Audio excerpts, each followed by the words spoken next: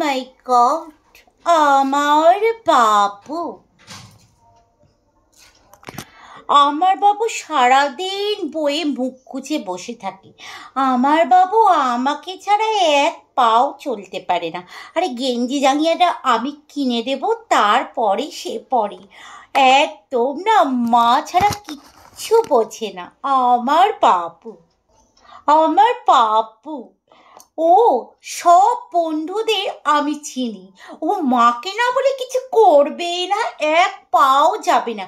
যেখানে যায় আমাকে বলে যায়, যেখানে যা কিছু করে আমাকে সব কিছু বলে করে। আমার বাবু আমার বাবুকে না প্রত্যেকটা স্যার ম্যাডাম ভীষণ ভালোবাসে। এই তো সেদিনকে স্যার বললেন, আপনার ছেলের মতো তো ছেলেই হয় না, আপনার ছেলের কোনো তুলনাই নেই। একটা মেয়ে বন্ধু নেই জানো, আর বিয়ের কথা শুনলেই রাগ। সে রাগ আর লজ্জা কি বলবো। আবার আমাকে বলে, জানো মা, তোমার পছন্দই আমার পছন্দ, আমি নিজে কিছু করবই না, তুমি যাকে পছন্দ করবে আমি তাকেই বিয়ে করব। কলেজ থেকে বন্ধুরা সব ঘুরতে গেল, আমার বাবু গেলই না। কতবার বললাম যা ঘুরে আয়, বললো না মা আমি যাবই না। ও আমাকে ছাড়া একদম কোথাও যেতে চাই না।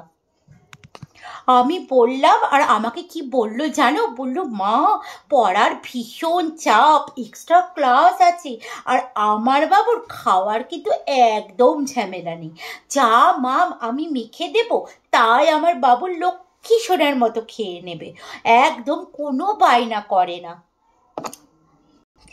আর তারপরে জানো, খেয়ে উঠে মুখটাও আঁচল দিয়ে মুছিয়ে দিতে হয়, সেটাও আর উঠে মুছবে না।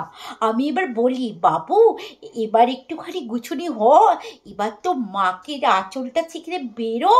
কি বলবে জানো, না মা আমি তোমার ওই আঁচলের তলাতেই থাকতে ভালোবাসি। আমার বাবু বই থেকে মুখ সরলে তো সারাদিন দরজে ঘরে বন্ধ করে সারাদিন কম্পিউটারে পড়াশোনা করছে। ওর বাবা আর আমি যখন বাইরে যাই তখন বন্ধুদেরকে নিয়ে এসে ওয়ার্ক ফ্রম হোম করে জানো। একদম সারাক্ষণ শুধু বই আর পড়াশোনা, সারাক্ষণ। ছেলেটার উপর যা পড়ার চাপ, আর পারি না, সারাক্ষণ শুধু পড়াশোনা আর বই, আর কিছু চেনেই না এছাড়া। আবার বাবু ওই ছোট ছোট মেয়েরা যে ছোট ছোট জামা প্যান্ট পরে না, একদম পছন্দ করে না।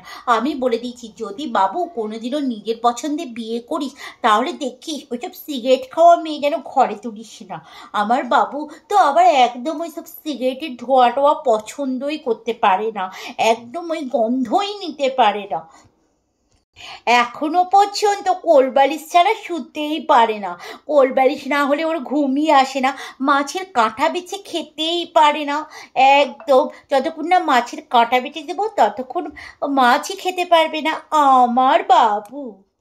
একদিন বাড়িতে একটু লেট করে বাড়ি ঢুকলো, তাই আমি বললাম, তোর গা দিয়ে এরকম গন্ধ বেরোচ্ছে কেন? তখন আমাকে বললো, তারপর মুখ দিয়ে গন্ধ বেরোচ্ছে। আমাকে কি বললো জানো, মা স্যানিটাইজারের গন্ধ।